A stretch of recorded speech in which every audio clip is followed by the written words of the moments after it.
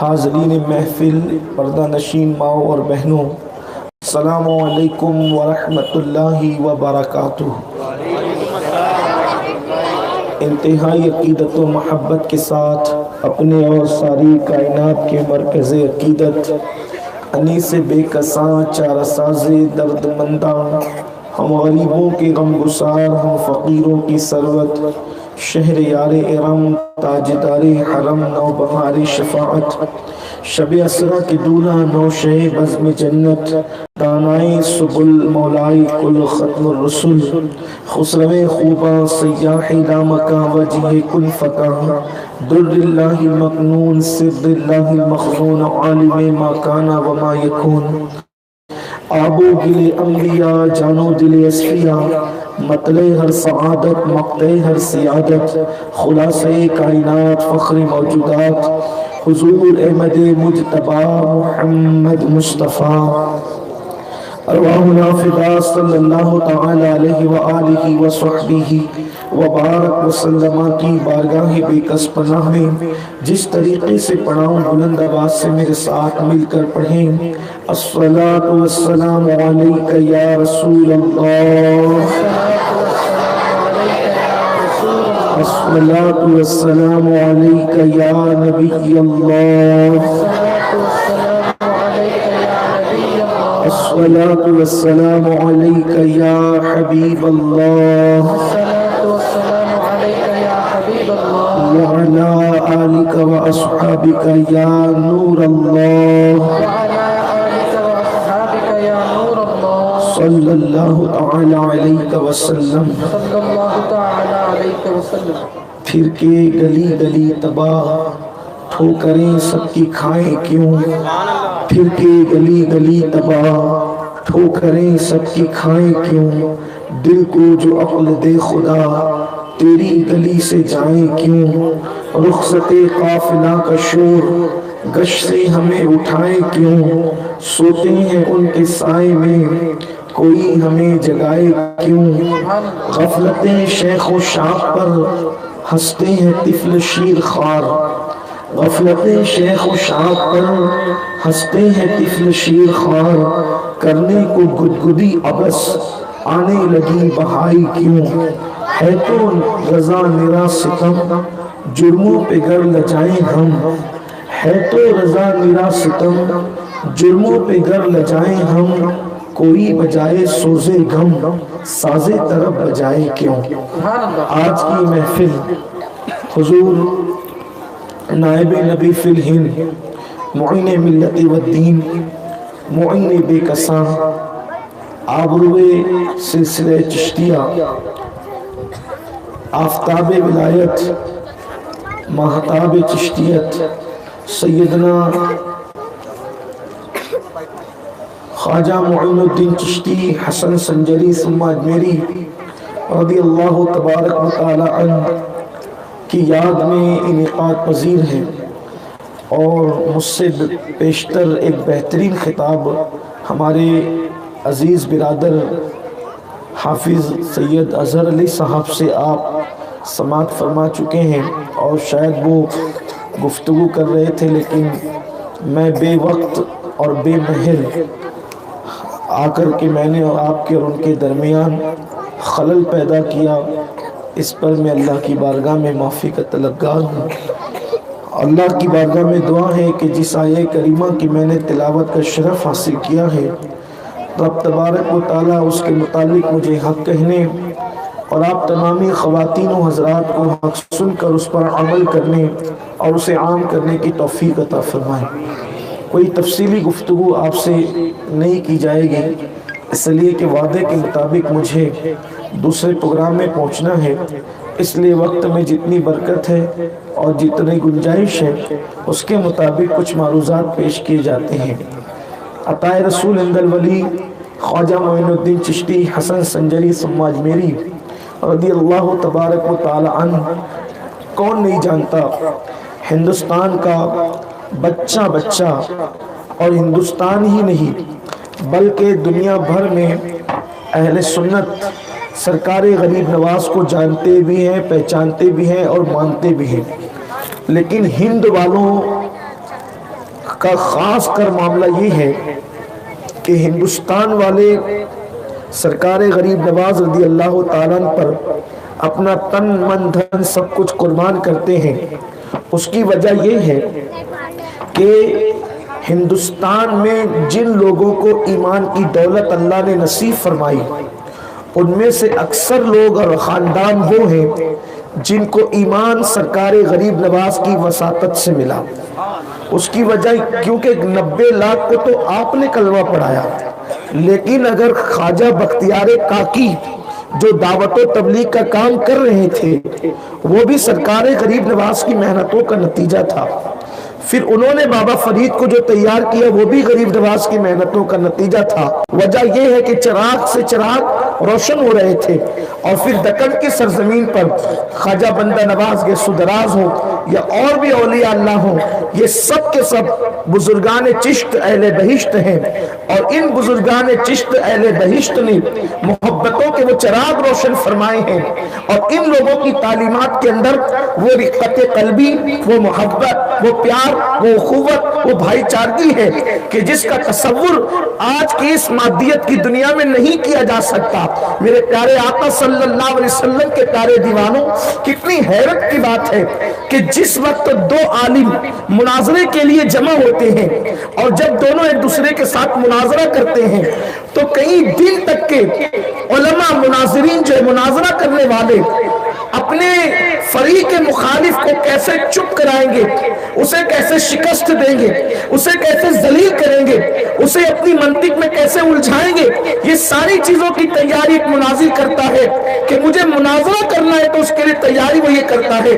لیکن آپ کو حیرت ہوگی اسی ہندوستان کی سرزمین پر جب میرے خواجہ سرکار غریب نواز تشریف لائے تو اس ہندوستان کے اندر جو پرانے مذہب کے ماننے والے تھے، جن کو آپ جانتے ہیں پرانے مذہب کے جو ماننے والے تھے، ہندوستان والوں کے لیے مذہب اسلام نیا تھا بظاہر، جب سرکار غریب نواز آئے تو جانتے ہیں یہاں گھی درختوں کے سامنے جلایا جاتا تھا۔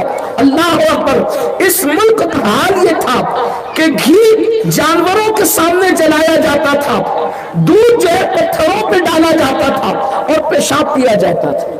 اب غور فرمائیں ہندوستان کا حال غریب نواز کی آمد سے پہلے یہ تھا، کوئی ڈھکی چھپی بات نہیں ہے، گھی بتوں کے سامنے جل رہے تھے، دودھ پتھروں پہ اونڈے جا رہے تھے اور پیشاب انسان پی رہا تھا۔ کتنی الٹ سوچ تھی، اور ایک خدا وحدہ لا شریک کو چھوڑ کر کوئی درخت کی عبادت کر رہا ہے، کوئی چوہے کی عبادت کر رہا ہے، کوئی گوبر کی عبادت کر رہا ہے، کوئی دریا کی عبادت کر رہا ہے، کوئی آسمان کی عبادت کر رہا ہے، کوئی سورج کی عبادت کر رہا ہے، کوئی زمین کی عبادت کر رہا ہے۔ ہزاروں لاکھوں معبود تلاش لیے گئے تھے، لوگ جن کی عبادت میں مصروف تھے۔ ہند الولی سرکار غریب نواز وحدہ لا شریک کا پیغام لے کر اپنے نانا کے نائب بن کر جب ہند کی زمین پہ تشریف لاتے ہیں تو آپ کیا سمجھتے ہیں کہ سرکار غریب نواز کا مقابلہ علم والوں سے نہ تھا؟ وہ ساگر جو ہے وہ انا ساگر کٹورے میں آیا، لوگ مسلمان ہو گئے۔ ایسا نہیں ہوا صرف کہ اونٹوں کو بٹھائے رکھا لوگ مسلمان ہو گئے، ایسا بھی نہیں ہوا۔ انا ساگر کو کٹورے میں دیکھ کر انہوں نے کہا یہ تو جادو ہے، اونٹوں کو بٹھایا دیکھ کر کہا یہ جادو ہے۔ پھر کون سی چیز تھی جس نے لوگوں کو غریب نواز کے قریب کیا؟ تو آئیے آپ کو بتاؤں، اس لیے کہ ہندوستان کے جو پرانے مذہبی لوگ تھے وہ غریب نواز سے مناظرے کے لیے دور دور آتے کہ ہم تو درختوں کی عبادت کرتے ہیں، آسمان کی عبادت کرتے ہیں، سورج کی عبادت کرتے ہیں، فلاں فلاں کی عبادت کرتے ہیں۔ یہ فقیر مرد درویش آ کر لا الہ الا اللہ کیوں کہتا ہے کہ اللہ کے سوا کوئی معبود نہیں ہے، اور پھر اس کے لیے وہ مناظرے کے لیے آتے۔ اور آپ سن چکے ہیں کہ مناظرہ کرنے والا مناظر جب کوئی آتا ہے تو اس کو پیچ و تاب میں الجھانے کے لیے دونوں فریق کوشش کرتے ہیں، اہل حق بھی اہل باطل بھی، اس لیے کہ مناظرے کی زبان مناظرے کی زبان ہوتی ہے، مناظرے کا میدان ہوتا ہے۔ مگر قربان جائے ہندوستان کی تاریخ گواہ ہے کہ جب کوئی مناظرے کے لیے دور دراز سے چل کر غریب نواز کے پاس آتا کہ میں تم سے مناظرہ کرنا چاہتا ہوں تو سرکار غریب نواز فرماتے بہت دور سے آئے ہو، تھکے ماندے ہو، پہلے کھا لو، آرام کر لو، اور اس کے بعد پھر دیکھا جائے گا۔ سرکار غریب نواز کے اخلاق جب وہ دیکھتا آنے والا کہ میں تو مناظرے کے لیے آیا تھا، یہاں تو دسترخوان بچھایا جا رہا ہے، اور پھر وہ بھی چشتیوں کا دسترخوان کہ خود تو بھوکے رہتے ہیں اور مہمانوں کو سیر ہو کر کے کھلایا کرتے ہیں، یہ فکر دیکھ کر کے لوگ مسلمان ہوتے چلے جاتے۔ میرے پیارے آقا علیہ السلام کے پیارے دیوانوں، اس کی مثال آپ کو نہیں مل سکتی۔ میں یہاں سرکار غریب نواز کی کرامتیں اگر پڑھوں تو جلسے کے عنوان کے حوالے سے بڑی ناانصافی ہوگی، اس لیے آئیے تعلیمات غریب نواز کی طرف چلتے ہیں اور دو تین باتیں پڑھ کر بات مکمل کرتے ہیں۔ حضور غریب نواز رضی اللہ تعالیٰ عنہ کی لکھی ہوئی ایک کتاب ہے جس کا نام ہے انیس الارواح۔ آپ نے اس کو خود لکھا ہے، لیکن چونکہ یہ آپ کے پیر و مرشد حضرت سرکار سیدنا خواجہ عثمان ہارونی کے ملفوظات ہیں، لکھنے والے غریب نواز ہیں اور ملفوظات ہیں خواجہ عثمان ہارونی کے۔ سلسلہ چشت اہل بہشت میں ملفوظات کی بڑی اہمیت ہے۔ ملفوظات کی، ملفوظ کہتے ہیں وہ الفاظ سے بنا ملفوظ، یعنی بزرگوں کی زبان سے نکلے ہوئے الفاظ، اور ملفوظات بزرگاں میں یہ خصوصیت ہے کہ بزرگ کے ملفوظات پڑھنا یا سننا اس کی برکت ایسے ہی ہے جیسے اس بزرگ کی صحبت میں بیٹھنا، یعنی بزرگ کی صحبت میں بیٹھنے کی جو برکت ہے، ان کے وصال کے بعد ان کے ملفوظات سننے اور پڑھنے کی وہی برکتیں نصیب ہوتی ہے۔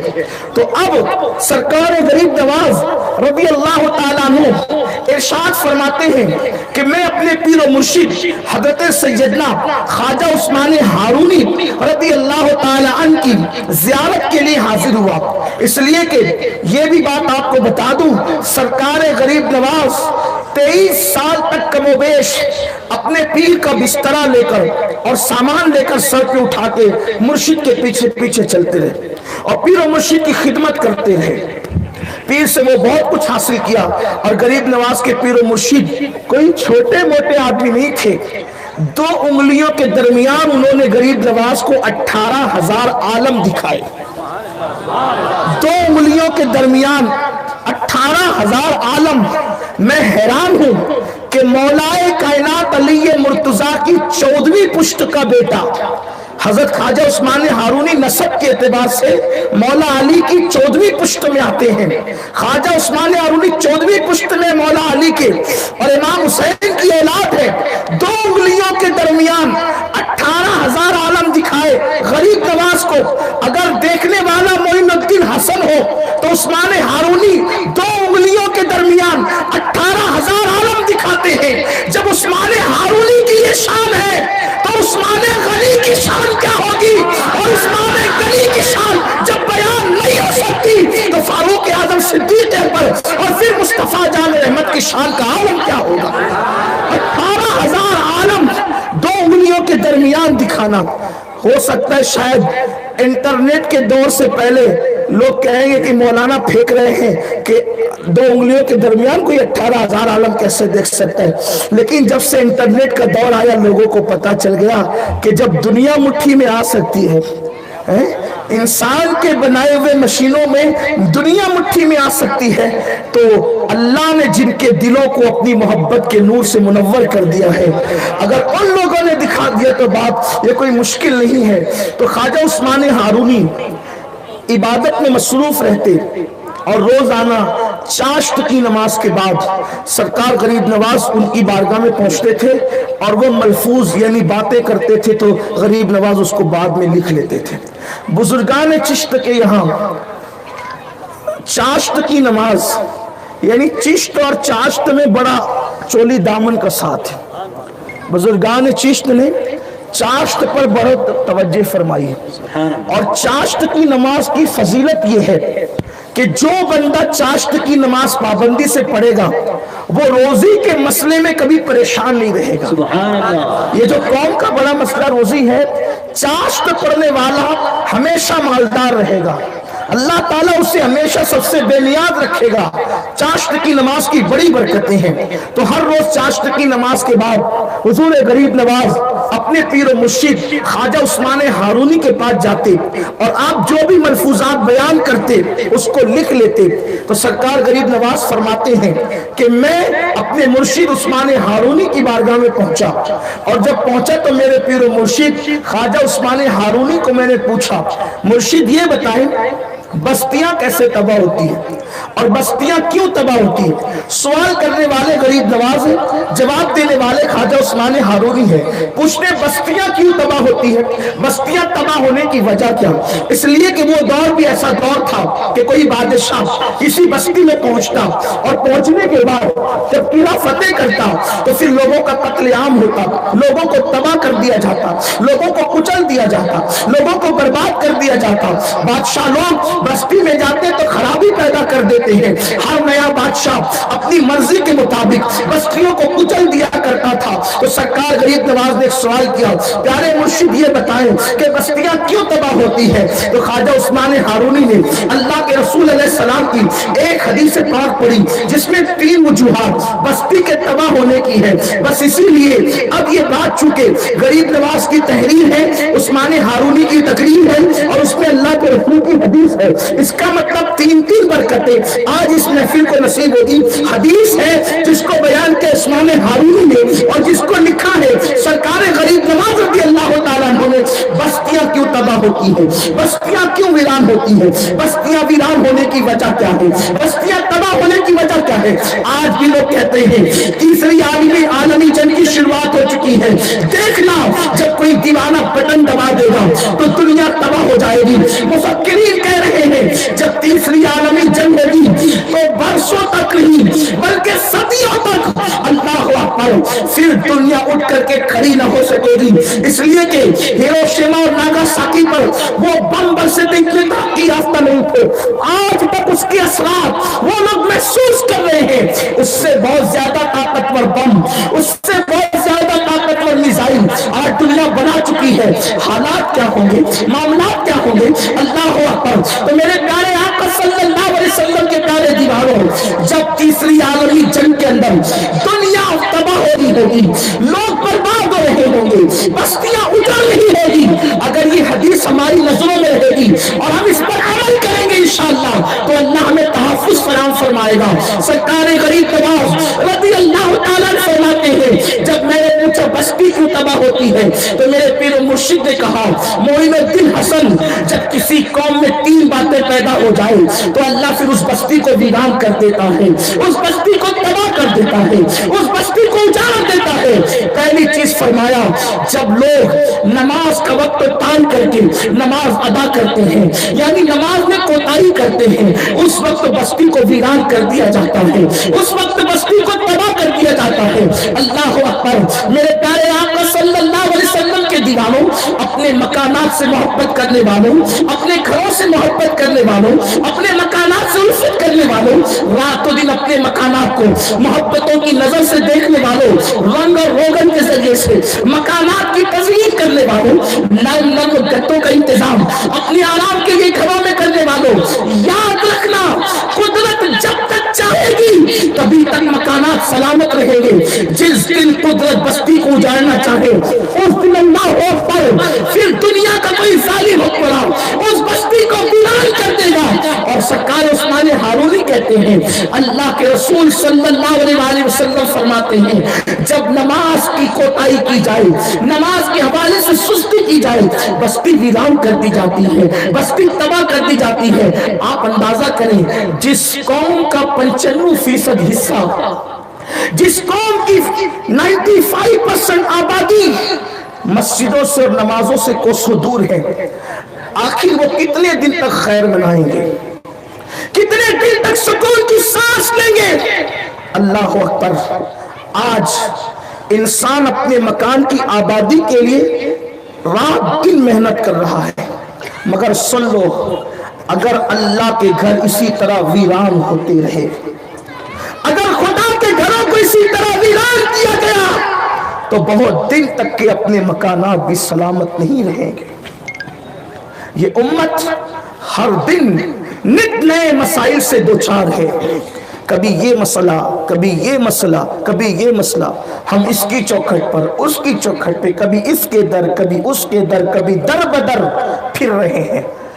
کون ہمارا ساتھ دے، کون ہمارا مسئلہ حل کرے، کون ہمارا سپورٹ کرے؟ میری قوم کے جوانوں اچھی طرح یاد رکھنا، مسلم امہ کے مسائل، ان کا حل سیاسی لیڈروں کے دروازوں پر نہیں ہے۔ مسلم امہ کے مسائل کا حل کل بھی اللہ کی بارگاہ میں تھے، آج بھی اللہ کی بارگاہ میں ہے، اور قیامت تک اللہ کی بارگاہ میں رہیں گے۔ اس امت نے سجدہ چھوڑ کر بہت برا کیا، اس امت نے سجدے سے کوتاہی کر کے بڑا برے انجام پر پہنچے۔ جانتے ہیں آپ آج ہمارے ساتھ کتنے مسائل ہیں؟ دیکھیے، ایک مسئلہ ہے بچیوں کو رشتے نہیں، ایک مسئلہ ہے جوان اولاد ماں باپ سے بغاوت، ایک مسئلہ ہے میاں بیوی وہ محبت نہیں، وہ پیار نہیں، وہ الفت نہیں، یعنی گھر گھر جل رہا ہے، ہر گھر جل رہا ہے۔ کبھی سوچا ان گھروں کے جلنے کی وجہ کیا ہے؟ آئیے بخاری شریف کی ایک حدیث پاک کا مفہوم آپ کے سامنے پیش کریں۔ آپ نے شاید سنا بھی ہوگا، لیکن اس کی تعبیر اور تشریح الگ انداز سے جو ہمارے شارحین نے بیان کی ہے اس کو آپ کے سامنے نقل کرتا ہوں۔ بار بار بخاری شریف کے ایک حدیث پاک اکثر اجتماعات میں علماء سے آپ سنتے ہیں کہ اللہ کے حبیب غیب دا نبی صادق و مصدوق پیغمبر صلی اللہ علیہ وسلم نے اپنے صحابہ کی جماعت میں ان کے درمیان ارشاد فرمایا، اے میرے صحابہ، میرا دل چاہتا ہے، دھیان سے سننا، میرا دل چاہتا ہے کہ کسی کو کہوں کہ وہ اذان پڑھے اور کسی کو کہوں کہ وہ نماز پڑھائے۔ سرکار علیہ السلام نے یہ نہیں کہا کہ میں نماز پڑھاؤں، بلکہ کیا فرمایا؟ میں کسی کو اذان دینے کا حکم دوں اور کسی دوسرے بندے سے کہوں کہ وہ میری مسجد میں نماز پڑھا دے۔ اور آقا فرماتے ہیں پھر میں بستیوں میں نکلوں بستی دیکھنے کے لیے، بستی کا جائزہ لینے کے لیے کہ مسجد میں کون آیا اور کون نہیں آیا۔ اللہ کے حبیب صلی اللہ علیہ وسلم فرماتے ہیں تو جو مسجد میں نماز کے لیے پہنچ گئے وہ تو پہنچ گئے، اب جو مسجد میں نماز کے لیے نہیں آئے، اللہ کے حبیب علیہ السلام فرماتے ہیں کسی کو کہوں کہ اذان دے، کسی کو کہوں نماز پڑھائے، اور میں بستی میں نکل جاؤں اور ان گھروں کو آگ لگا دوں جس گھر کے لوگ مسجد میں نماز پڑھنے کے لیے نہیں آئے۔ اللہ کے رسول کیا فرما رہے ہیں؟ فرماتے میں ان گھروں میں آگ لگانا چاہتا ہوں، ان گھروں کو جلا دینا چاہتا ہوں جس گھر کے لوگ مسجد میں نماز کے لیے نہیں آئے۔ اپنے گھروں سے پیار کرنے والوں، رات و دن محنت کر کے اپنے گھروں کو سجانے سنوارنے والوں، یہ رحمت للعالمین کا تیور ہے ان لوگوں کے لیے جو مسجد میں آ کر نماز نہیں پڑھتے، جو مسجد میں نماز کے لیے حاضر نہیں ہوتے۔ فرمایا میں چاہتا ہوں کہ گھروں کو آگ لگا دوں جس گھر کے لوگ مسجد میں نماز پڑھنے کے لیے نہیں آئے ہو۔ اللہ اکبر۔ اتنا سننے کے بعد یہ قوم کہتی ہے دیکھو نماز پر کیسی تاکید فرمائی، بے نمازی سے کیسے نفرت کا اظہار فرمایا، لیکن سنو سنو، شارحین کہتے ہیں دوسری حدیث کے ذریعے سے اس حدیث کو سمجھنے کی ضرورت ہے۔ دوسری حدیث کون سی ہے جو اس حدیث کو سمجھاتی ہے، حدیث کی شرح حدیث کرتی ہے؟ ام المومنین سیدتنا عائشہ صدیقہ رضی اللہ تعالیٰ عنہ، ہم سب کی امی جان، محبوبہ محبوب رب العالمین، ارشاد فرماتی ہے کہ میں دیکھتی ہوں کہ اللہ کے رسول علیہ السلام جب کسی چیز کی چاہت کر لیتے ہیں، جب کسی چیز کو چاہتے ہیں، کسی چیز کی تمنا کرتے ہیں، تو اللہ ان کی تمنا کو پورا کرنے میں بہت جلدی کرتا ہے، بہت عجلت سے کام لیتا ہے۔ اللہ اکبر۔ ام المومنین کہتی ہے اللہ اپنے نبی کی چاہت کو پورا کرنے میں بہت جلدی کرتا ہے۔ مثال کے طور پر حضور علیہ السلام نے 4 رکعت والی نماز شروع کی، دوسری رکعت میں خیال آیا کہ کاش بیت المقدس جو قبلہ ہے وہ قبلے کی بجائے میرے دادا کا بنایا ہوا قبلہ کعبہ قبلہ بن جائے، یعنی کعبۃ اللہ قبلہ بن جائے۔ حضور کو دوسری رکعت میں خیال آیا بیت المقدس کی بجائے کعبہ قبلہ ہو جائے۔ اللہ اکبر۔ اللہ نے ان کی مراد، ان کی خواہش، ان کی تمنا پوری کرنے میں کتنی جلدی کی کہ تیسری رکعت بھی ہونے نہیں دیا۔ آیت نازل فرمائی حبیب آپ کا دل جدھر چاہتا ہے آپ ادھر رخ کر لیں، اسی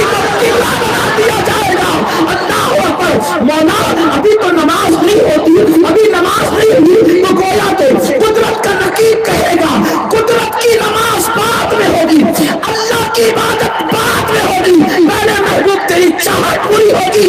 ہم تو بے نیاز ہیں, ہمیں عبادت سے کیا غرض, ہمیں تو تیری ادائیں پسند ہے, تیری سیرت تیری صورت زمانے سے نالی ہے, تیری ہر ہر ادا پیارے دلیل بے مثالی.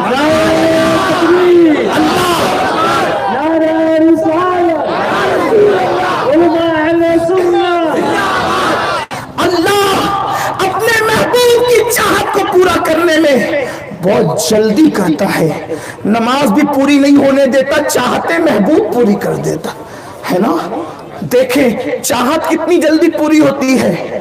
حضور ایک دن سر جھکا کے بیٹھے, سر جھکا کے بیٹھے, دل میں خیال آیا تورات آئی بدل دی گئی, انجیل آئی بدل دی گئی, جو قرآن مجھ پہ نازل ہو رہا ہے لوگ بدل تو نہیں دیں گے. حضور سوچ رہے ہیں چاہت میں مجھ پہ نازل ہونے والا قرآن محفوظ رہے, تورات اور انجیل کی طرح اس کا انجام نہ ہو. ابھی حضور سوچ رہے ہیں, نہ دعا کی نہ آسمان کی طرف نگاہ اٹھی, بس جبریل آ گئے. انا نحن نزلنا الذکر وانا لہ لحافظون. یہ قرآن اب ضائع نہیں ہوگا, ہم اس کی حفاظت کریں گے. حضور کی چاہت کو پورا کرنے میں کتنی جلدی.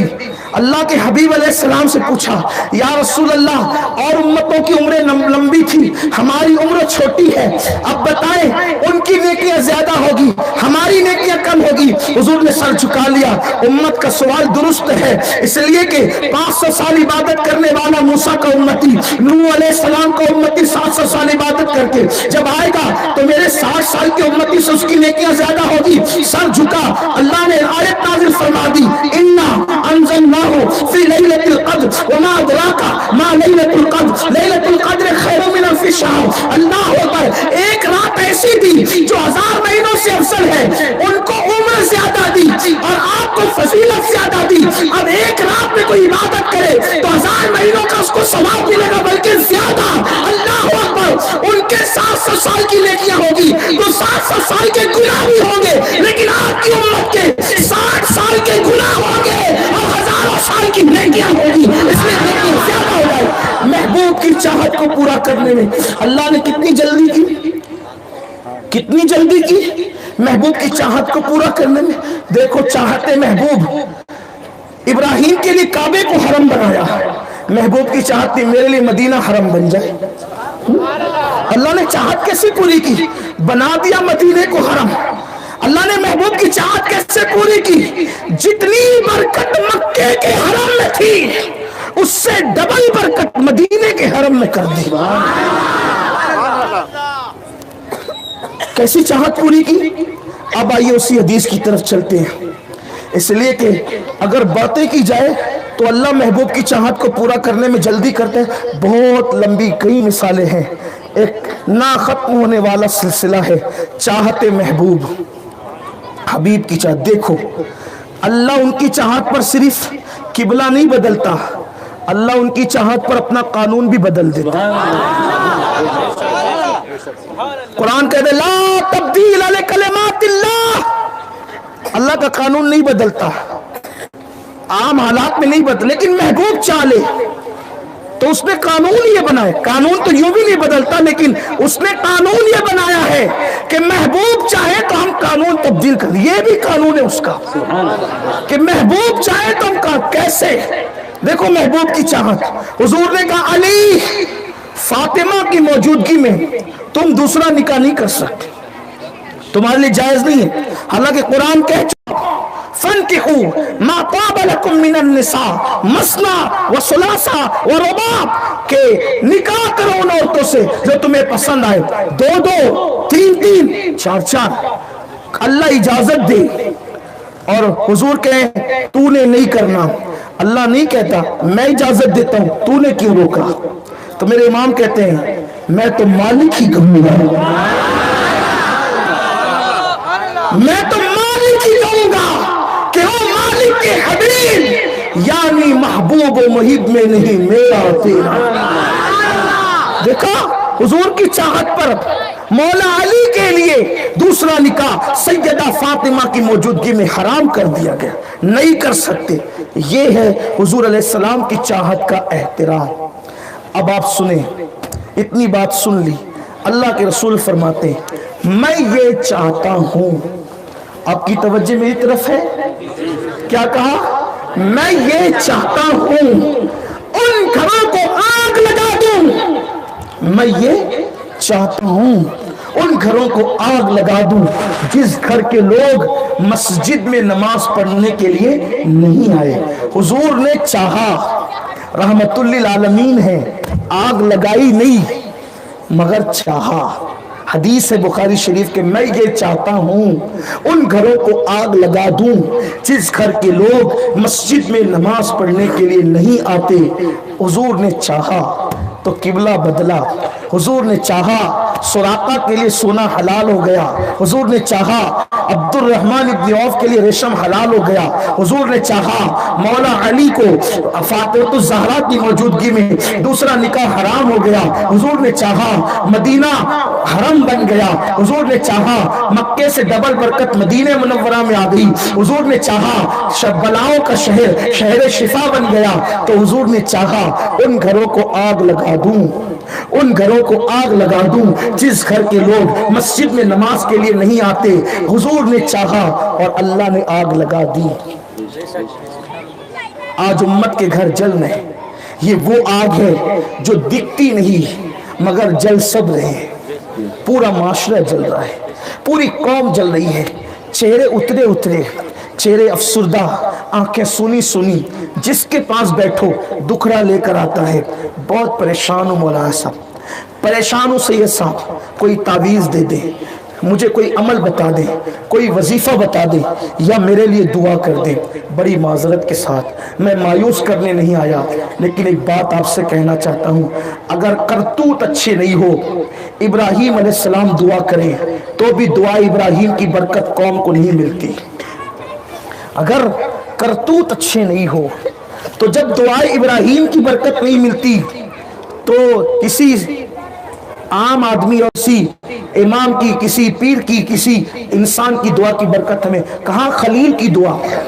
آپ کو اگر برا لگتا ہے تو میں قرآن کا حوالہ دے رہا ہوں، جس وقت قوم لوط پر قدرت نے عذاب نازل کرنے کا فیصلہ کیا تو ابراہیم علیہ السلام کو خبر ہوئی کہ میرے بھتیجے لوط علیہ السلام جس بستی میں رہتے ہیں ان کی قوم پر اللہ نے عذاب نازل کرنے کا فیصلہ کر لیا ہے۔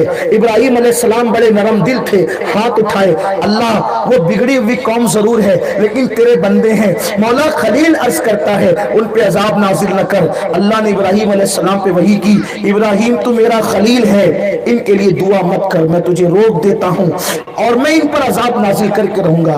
آپ مجھے بتائیں، جب قوم بگڑ جاتی ہے تو دعائے خلیل کی برکت سے محروم ہو جاتی ہے۔ اور یوں بھی اللہ کے رسول علیہ السلام فرماتے ہیں جو قوم نماز چھوڑ دے اللہ نیکوں کی دعا سے اس کا حصہ ختم کر دیتا ہے، نیکوں کی دعا سے اس کے حصے کو ختم کر دیتا ہے۔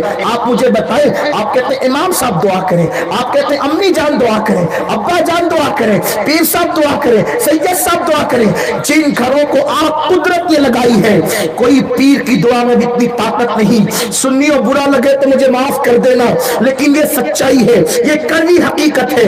اگر ہمارے گھر جل رہے ہیں، آپ کہیں گے کیسے جل رہے ہیں؟ اب بیٹیاں غیروں کے ساتھ بھاگ رہی ہیں، یہ آگ نہیں ہے تو اور کیا ہے؟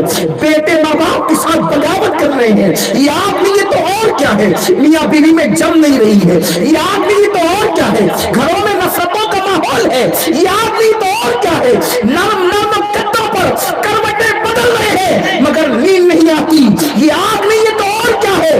گھروں کے اندر لاکھوں ہزاروں روپے پڑے ہوئے ہیں لیکن دلوں کو سکون نہیں ہے، یہ آگ نہیں ہے تو اور کیا ہے؟ سب پریشان ہے، سب بے چین ہے، سب بے قرار ہے، نئے نئے لوگ آتے ہیں، ظالم حکمراں آتے ہیں اور تمہیں ڈپریشن کا شکار کر دیتے ہیں، تمہیں مایوسیوں کا شکار کر دیتے ہیں، تمہیں ذہنی تناؤ کا شکار کر دیتے ہیں۔ یہ آگ نہیں ہے تو اور کیا ہے؟ اللہ اکبر۔ اور یاد رکھنا، اس آگ کو کوئی عالم کی دعا، کسی پیر کی دعا، کسی ولی کی دعا بھی اس آگ کو اس وقت تک بجھا نہیں سکتی جب تک کہ قوم سجدے کر کے مصطفیٰ جان رحمت کی آنکھوں کو ٹھنڈک نہ پہنچائے۔ حضور کی آنکھوں کو ہم ٹھنڈی کریں گے، اللہ ہمارے گھروں کی آگ بجھا کر ہمارے گھروں میں ٹھنڈک عطا کرے گا. اگر یہی کرتوت رہے کہ سب کے یہاں جھک رہے ہیں, رب کی بارگاہ میں جھکنے کے لیے تیار نہیں ہے, تو اپنے مسائل کا حل کبھی نہیں ہو سکتا. میرے پیارے آقا صلی اللہ علیہ وسلم کے دیوانوں, یاد رکھنا حضرت خواجہ عثمان ہارونی کہتے پہلی چیز بستی اس وقت تباہ ہوتی ہے جب لوگ سجدہ کرنا چھوڑ دیتے. دوسری چیز, جب قوم کے لڑکے قوم لوط کے اعمال کرنے لگتے ہیں, جب قوم کے مرد قوم لوط کے اعمال میں جو ہے وہ ڈوب جاتے ہیں, اللہ بستی تباہ کر دیتا. ہو سکتا ہے کوئی شرم محسوس کرے سننے میں, لیکن میں یہ بات بالکل بغیر کسی جو ہے وہ بغیر کسی خوف کے اور لامت و لائم کے خوف کے بغیر یہ بات کہنا چاہتا ہوں. جب لوگ بے حیائی کرنے میں خوف نہیں کرتے تو بے حیائی سے روکنے میں ہمیں شرم اور خوف کرنے کی کیا ضرورت ہے. اللہ اس کا رسول حق بیان کرنے میں کبھی حیا نہیں کرتے. آج 60 سے زیادہ فیصد مسلم قوم کے جوان مرد کے ساتھ مرد بدفعلی میں مبتلا ہے, بلکہ پہلے دوستی کی جاتی تھی اس لیے کہ ہم ایک دوسرے کے کام آئیں گے. اب نوجوان لڑکے ایک دوسرے کے ساتھ جو دوستی کرتے ہیں معاذ اللہ ثم معاذ اللہ وہ بدکاریوں کی بنیاد پہ کرتے ہیں. میرے پیارے آقا صلی اللہ علیہ وسلم کے دیوانوں, اللہ اس بستی پر اگر کسی بستی میں مرد کے ساتھ مرد بدکاری کرنے والا کسی بستی میں صرف ایک ہوتا ہے, ایک, تو اللہ اس بستی پر ایک دن میں 36 مرتبہ لعنت نازل فرماتا ہے. اگر کسی بستی میں ایک بدکار ہو جو مردوں کے ساتھ بدفعلی کرے, ایک دن میں اس بستی پہ 36 مرتبہ لعنت برستی ہے. آپ مجھے بتائیں جس بستی میں ایک بدکار ہو تو 36 مرتبہ لعنت بستی پہ برستی ہے. جس بستی میں جدھر دیکھو ادھر بدکاروں کی ٹولی ہو تو اس بستی کی تباہی اور بربادی کا حال کیا ہو. آپ جانتے ہیں یہ بدکاری اور بدفعلی جس میں آج ہمارے جوان فلمیں دیکھ کر, سیریل دیکھ کر اور انٹرنیٹ کی گندی فلمیں دیکھ کر جس بدکاری کے اندر مبتلا ہے, مرد مردوں کے ساتھ, عورتیں عورتوں کے ساتھ, اس کا انجام کیا ہے؟ زانیوں کو جو عذاب دیا جائے گا اس سے بھی بدترین عذاب اس کام کرنے والے کو گناہ کا. اور کتنی بڑی نحوست ہے ان لوگوں کے لیے. دھیان سے سننا, جو مرد ساتھ بدکاری کرے وہ کہیں بھی مرے, فرشتے اس کو, وہ کہیں بھی دفن ہو, فرشتے اس کو اٹھا کر فوری طور پر قوم لوط جہاں ہے وہاں لے جا کر کے اس کو دفنا دیتے. اور قوم لوط جہاں ہے اس بستی پر اب بھی لعنت برس رہی ہے. کتنا بڑا نقصان ہے. مولا کائنات نے فرمایا تھا جو مرد کے ساتھ بدکاری کرتے پکڑا جائے اس کو آگ میں جلا ڈالو. صدیق اکبر نے کہا تھا اس پہ دیوار گرا دو, اس کو اپنے معاشرے سے نکال دو, اس لیے کہ یہ بڑا بھیانک جرم ہے. حضرت ابراہیم علیہ السلام نے دعا کی, وہ لوطی بچ نہ سکے. آپ جانتے ہیں حضرت خواجہ عثمان ہارونی اللہ کے رسول کا فرمان بیان کرتے ہوئے کہہ رہے ہیں کہ بستی تباہ ہوتی ہے جب مرد کے ساتھ بدکاری کرنے لگتے ہیں. تو آئیے وہ بدکاری جس تک لوگ پہنچتے ہیں وہ تو بہت بڑا پاپ اور جرم ہے. صرف کسی کو بدی کی نظر سے دیکھنا, مرد کو بدی اور پاپ کی نظر سے دیکھنا کتنا بڑا جرم ہے وہ سن لیں.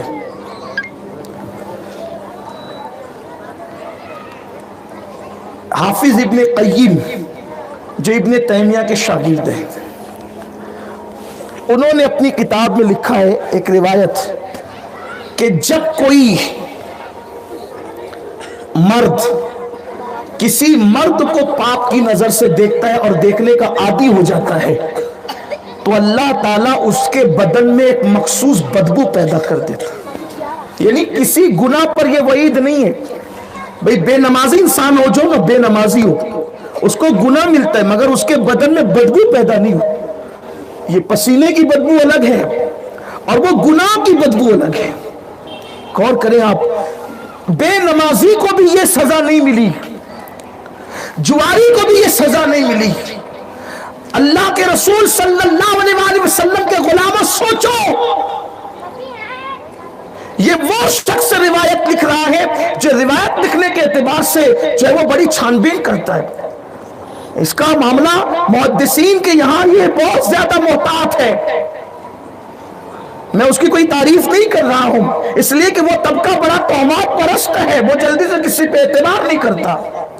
اس شخص نے لکھا ہے کہ اللہ اس کے جسم میں مخصوص بدبو پیدا کر دیتا ہے. مجھے بتاؤ، صرف جب دیکھنے کا یہ وبال ہے تو اس گناہ کو انجام تک پہنچانے کے وبال کا حال کیا ہوگا؟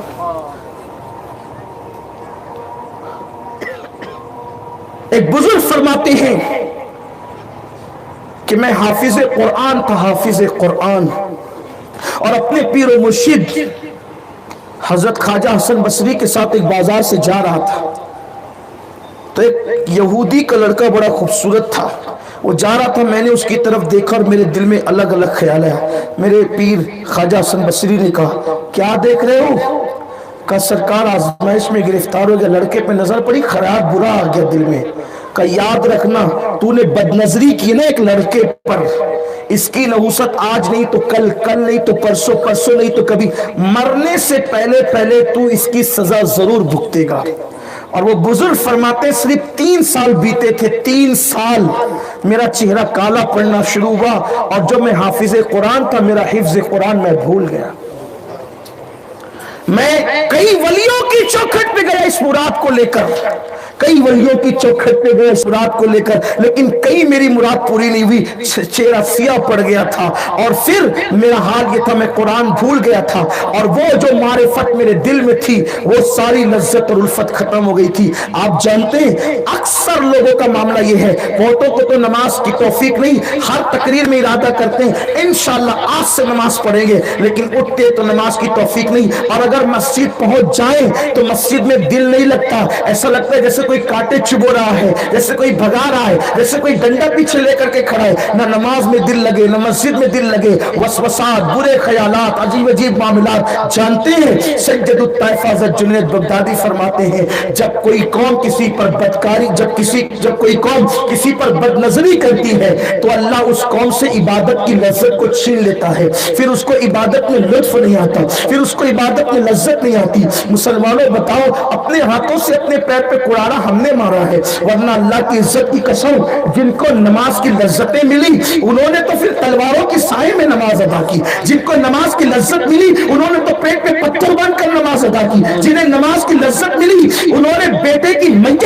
پڑی ہوئی ہے لیکن سجدہ ترک نہیں کیا. جن کو نماز کی لذت ملی میدان کربلا میں 72 لاشیں رکھی ہوئی ہے، اور جب جان دینے کا وقت آیا ہے تب بھی سجدہ کر کے بتایا کہ ہمیں جو لطف نماز میں ملتا ہے وہ لطف کہیں اور نہیں ملتا. میرے پیارے آقا صلی اللہ علیہ وسلم کے دیوانوں، حضرت سیدنا شیخ ابو علی دقاق،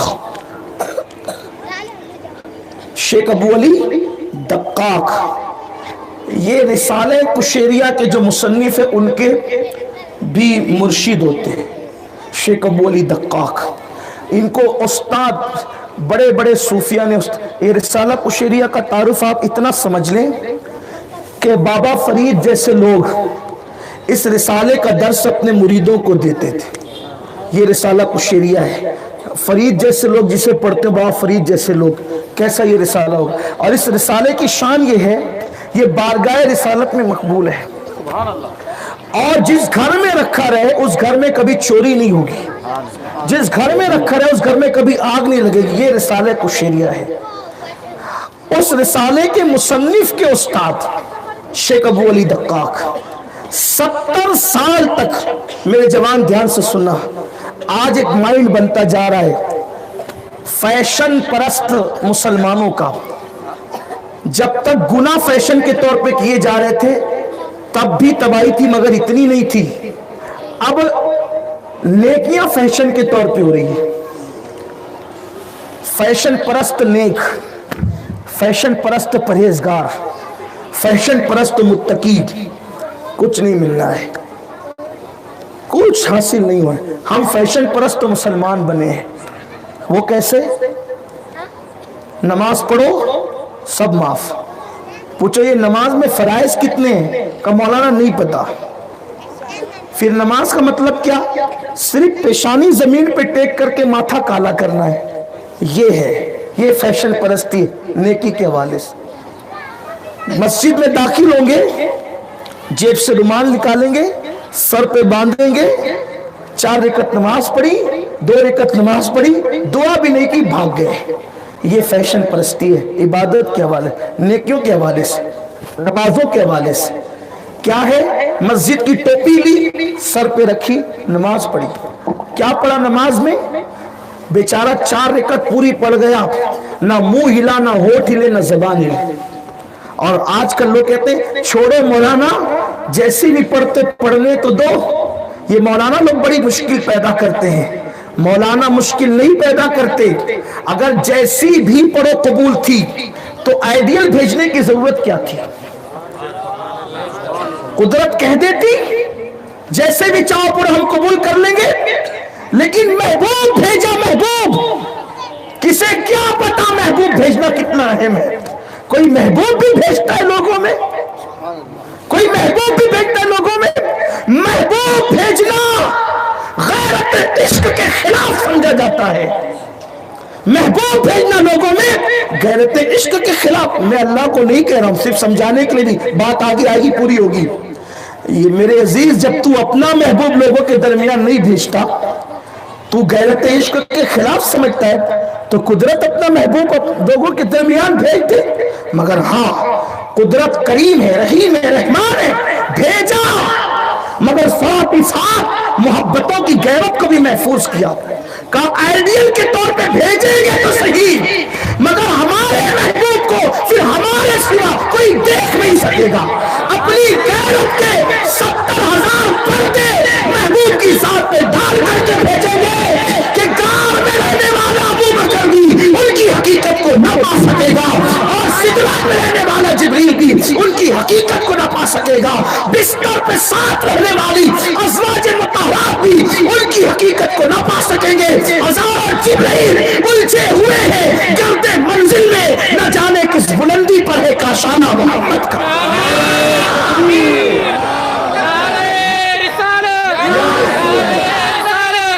سید عبد القادری صاحب، اہل سنت، تکبیر۔ ارے غیرت کے پردے ڈال کے بھیجے، اسی لیے تو فرقے بن گئے، ورنہ فرقے بنتے کیوں تھے؟ اگر کوئی کپڑے کا ایک پردہ ڈال کے اسٹیج پر آئے تو مجمع میں گروپ بن جائیں گے، کوئی کہے گا میر القادری، کوئی کہے گا حافظ اظہر، کوئی کہے گا مولانا صاحب، کوئی کہے گا پیر صاحب، کوئی کہے گا فلاں صاحب، کوئی کہے گا فلاں صاحب، جتنے منہ اتنی باتیں اور اتنے گروپ۔ تو اللہ نے محبوب پر ایک کپڑے کا نہیں، اپنی غیرت کے 70,000 پردے ڈال کر بھیجے۔ اسی لیے کوئی گاؤں کا چودھری کہہ گیا، کوئی بڑا بھیا کہہ گیا، کوئی اپنے جیسا بشر کہہ گیا، لیکن جن کو صفہ والوں کی عشق کی گرمیاں نصیب ہوئی، انہوں نے کہا بھیا، چودھری، ڈاکیا، اور کیا کہنے والے بدبختوں، تم نے انگریزوں کی میز سے فکر حاصل کی ہے۔ جنہوں نے صفہ کے چبوترے سے فکر حاصل کی تو کہا کہ جس پر غیرت کے 70,000 پردے ہیں، اس کی حیثیت کو جب جبریل متعین نہ کر سکے، ابو بکر متعین نہ کر سکے، عائشہ صدیقہ متعین نہ کر سکی، جس کو خدا تو منی کہا، جب وہ فاطمہ متعین نہ کر سکی تو میں کیا متعین کروں؟ تو پھر آواز یوں نکلتی ہے صفہ کے چبوتروں سے فکر لینے والوں کی، سرور کہوں کہ مالک و مولا کہوں، باغ خلیل کا گل زیبا کہوں۔ میں کہا نہیں، بات سنے، کہا نہیں، کہوں تجھے، کہہ دیا نہیں کہا۔ یہی تو شاعری امام احمد رضا، یہی تو عشق امام اہل سنت، کہوں کہا، کہہ دیا نہیں، فیصلہ نہیں کیا، کیا کہا؟ سرور کہوں، کہوں، کہا نہیں، پھر مالک و مولا کہو تجھے، باغ خلیل کا گل زیبا کہوں تجھے، پھر کیا کیا کہوں؟ ہرما نصیب ہوں، تجھے امید گہ کہوں۔ میں اس زمین پہ یہ نعت پڑھ رہا ہوں جس زمین پہ اردو پیدا ہوئی ہے۔ اگر آپ سمجھ نہیں سکتے تو اس میں ہماری کوئی غلطی نہیں ہے۔ ہرما نصیب ہوں، تجھے امید گہ کہوں، جانے مراد، کانے تمنا کہوں، جانے مراد، جانے مراد، مرادوں کی جان جان مراد، لوگ مراد کہتے ہیں جان مراد، پھر کہہ نہیں دیا کہوں تجھے، متعین نہیں کیا، جان مراد کہہ کے متعین نہیں کیا، پھر کیا کہا؟ پورا کلام پڑھے تو وقت جاتا ہے لیکن میرے پاس وقت نہیں ہے. پروگرام والے جو اگلے پروگرام کے منتظمین ہیں وہ پیچھے سے میرے چہرے کو دیکھتے سوالیہ نگاہوں سے، تو میرا دل چاہتا ہے کہ ان کا دل نہ ٹوٹے، اس لیے کہ میری اپنی طبیعت میں یہ بات ہے کہ کتنی بھی نیکیاں چھوٹ جائیں اتنا نقصان نہیں ہوتا، لیکن دل خوش کرنے والی نیکی کبھی نہیں چھوٹنا چاہیے. تو ان لوگوں کا دل نہ ٹوٹے، اس لیے صرف اب آخری کی طرف آتے ہیں کہ کہتے ہیں تیرے تو وصف عیب تناہی سے ہے بری، دیکھا تیرے تو وصف عیب تناہی سے ہے بری، حیران ہوں میرے شاہ، حیران ہوں میرے شاہ، یہ ہے اہل سنت کا مسلک، حیران ہوں میرے شاہ میں کیا کیا کہوں، کیا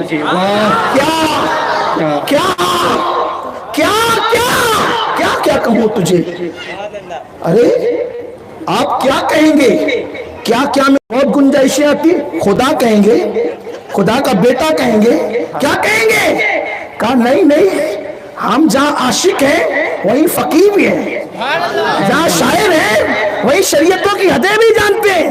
کہا کیا کیا کہوں میں، کیا کیا کہیں گے؟ تو کہتے ہیں عافیت کا راستہ تو یہی ہے، متعین مت کرو، کہہ لے گی سب کچھ ان کے، ثنا خاں کی خاموشی، چپ ہو رہا، یہ کہ چپ ہو رہا، یہ کہہ کے میں کیا کیا کہوں تجھے، کافر کیا کہیں گے؟ تو کہتے ہیں لیکن رضا نے ختم سخن اس نے کر دیا، خالق کا بندہ خلق کا آقا کا.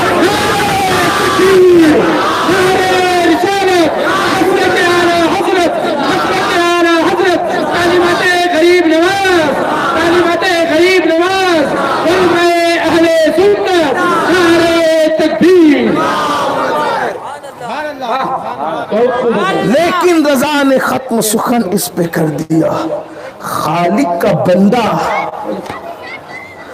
بس یہی ہے بات، ورنہ متعین کون کرے، کیا کرے. تو عرض یہ کر رہا تھا میرے پیارے آقا صلی اللہ علیہ وسلم کے دیوانوں کہ شیخ ابو علی دقاق بہت بڑے بزرگ، 70 سال تک رات رات بھر عبادت کرتے رہے، کتنے 70، اور ہر دن روزہ رکھتے، اور ہم فیشن پرست مسلمان. اور یہ بات کہی جاتی ہے کہ مولانا جو جیسے چاہے نماز پڑھنے دو، جو جو کر رہے کرنے دو، آئیڈیل بھیجا قدرت نے.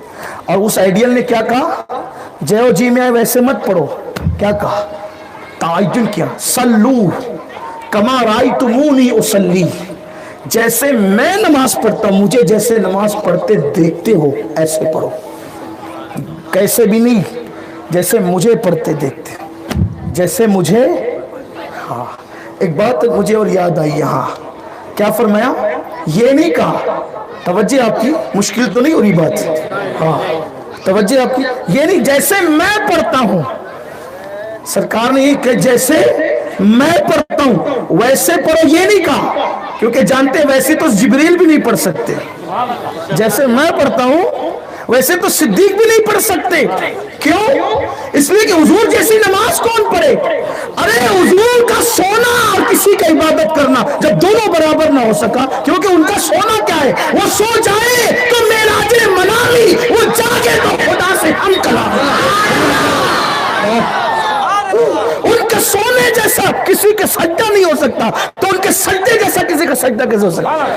تو پتا چلا جب کوئی ان کے جیسا نیند میں برابر نہیں ہو سکتا تو سجدے میں کوئی ان کے برابر کیسے ہو سکتا ہے. اس لیے یہ نہیں کہا کہ جیسے میں نماز پڑھتا ہوں ویسے پڑھ، کہا وہ کچھ نہیں، کوئی نہیں کر سکے گا. پھر نماز کیا ہوگی، میرے جیسی تو کوئی پڑھ بھی نہیں سکتا.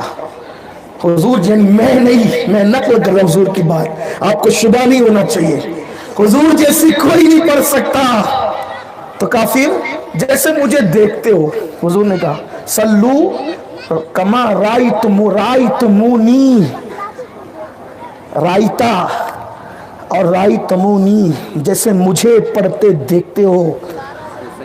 ہاں جیسے مجھے پڑھتے، اس کا مطلب یہ کہ جس کے دیکھنے میں جتنا توجہ ہوگا, جس کے دیکھنے میں جتنی گہرائی ہوگی وہ اس کے مطابق پڑھے گا, دیکھے گا. اسی لیے صدیق اکبر نے دیکھا تو اس طرح پڑھا, فاروق اعظم نے دیکھا اس طرح پڑھا, عثمان غنی نے دیکھا اس طرح پڑھا, علی پاک نے دیکھا اس طرح پڑھا, حسن پاک نے دیکھا اس طرح پڑھا, حسین مجتبیٰ نے دیکھا اس طرح پڑھا, سیدہ فاطمہ نے دیکھا, اماں عائشہ نے دیکھا, جس نے جیسے دیکھا اس طرح پڑھا.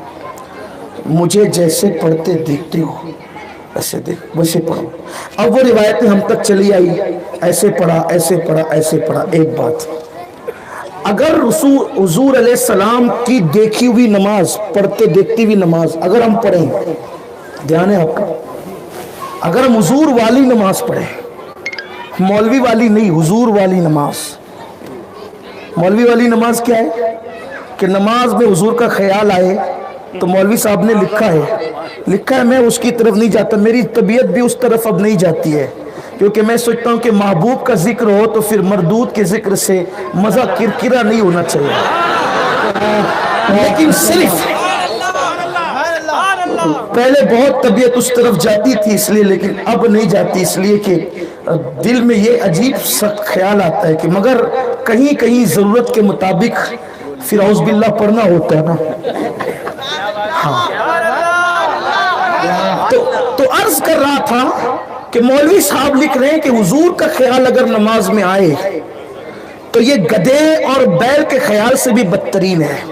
اور آگے بھی ایک عبارت لکھی ہے, وہ عورتیں بھی بیٹھی, میں نہیں پڑھنا چاہتا, اس کو جو پڑھ دیکھنا چاہتا ہے وہ دیکھ لے, چاہے وہ صراط مستقیم اور تقویت الایمان کی طرف رجوع کر لے, وہ اس کو سمجھ میں آ جائے گا کہ کیا کیا لکھا ہے. بہرحال اس طرف نہیں جاتے. لیکن اگر یہ کہ حضور نے کہا جیسے مجھے پڑھتا دیکھتے ہو ویسے پڑھو, تو اس میں حضور کا خیال آنا ہی آنا ہے. اس میں حضور کا خیال آنا ہی آنا ہے. کیوں؟ ایک چھوٹی سی بات بتاتا ہوں. میرا بچپنا تھا, آپ کے قریب کے کرکٹر تھے جو بڑے مشہور تھے, اور اکثر ہمارے اسکول کے لڑکے, میرے دوست احباب, جب بھی کرکٹ کھیلتے تھے تو ان کی نقل کرتے تھے. ہمیشہ سے رہا ہے, جو بہت مشہور کرکٹر ہوتا ہے لوگ اس کی نقل کرتے ہیں, صحیح, مشہور ہیرو ہوتا ہے لوگ اس کی نقل کرتے ہیں. یہ نصیب کی بات ہے, کوئی کسی کی کرتا ہے, کوئی کسی کی کرتا ہے, کوئی اپنے محبوب رسول اللہ کی کرتا ہے. اور قریب کے آپ کے کرکٹر تھے تو ان کی نقل کرتے تھے. انہیں کی طرح کی بات کہ اس کرکٹر صاحب نے تعویذ پہن رکھا ہوتا تھا, اور جب وہ میدان میں دوڑتے تھے تو وہ تعویذ اچھلتا تھا. ٹھیک ہے, شاید کسی کو ماضی یاد آ گیا, وہ تعویذ اچھلتا تھا. تو میں نے دیکھا کہ اس گھرانے کے لڑکے بھی پھر تعویذ لینے لگے ہمارے علماء سے, جن کے تعویذ پہننا شرک تھا, صرف کرکٹر کی محبت میں. اور وہ سارے بچے پھر, اس وقت ٹی شرٹ کا اتنا دور نہیں تھا, تو وہ بنیان پہن کر تعویذ باہر کر کے اسی طرح دوڑتے تھے تاکہ وہ تعویذ اسی طرح اچھلے جیسے وہ کرکٹر صاحب کا اچھلتا تھا تعویذ.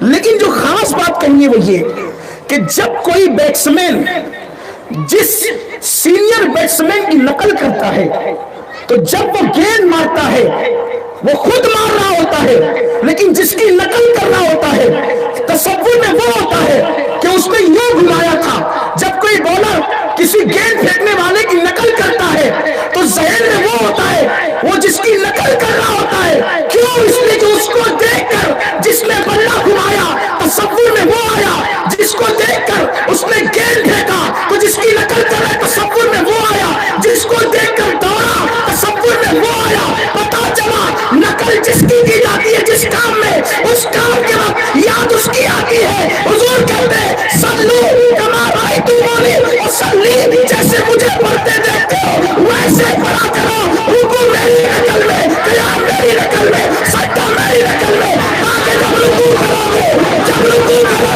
یاد آئے گا میرا نبی یوں جھکا تھا تو میں بھی جھک رہا ہوں. تو نبی کی یاد آتی جائے گی, نماز مکمل ہوتی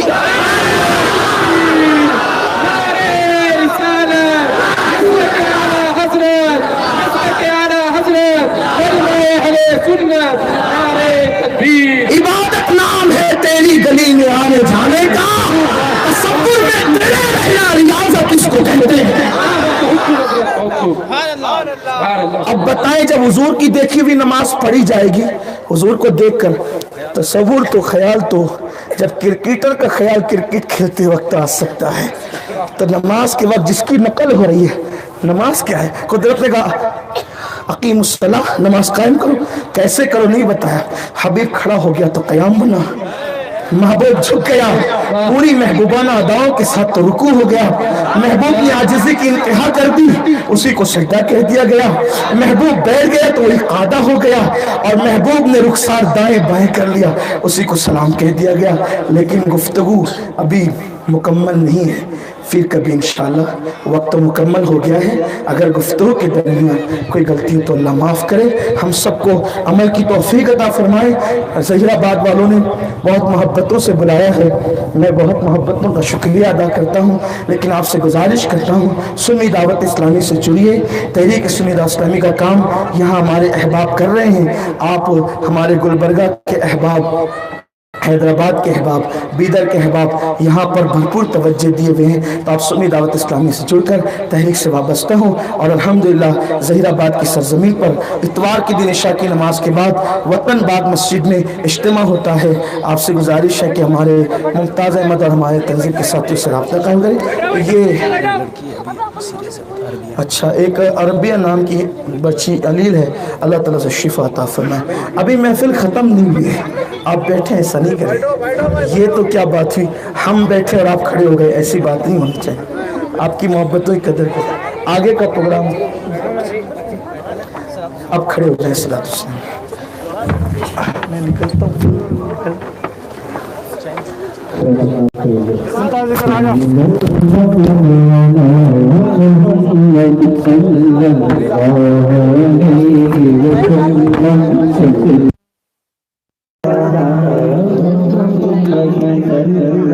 Oh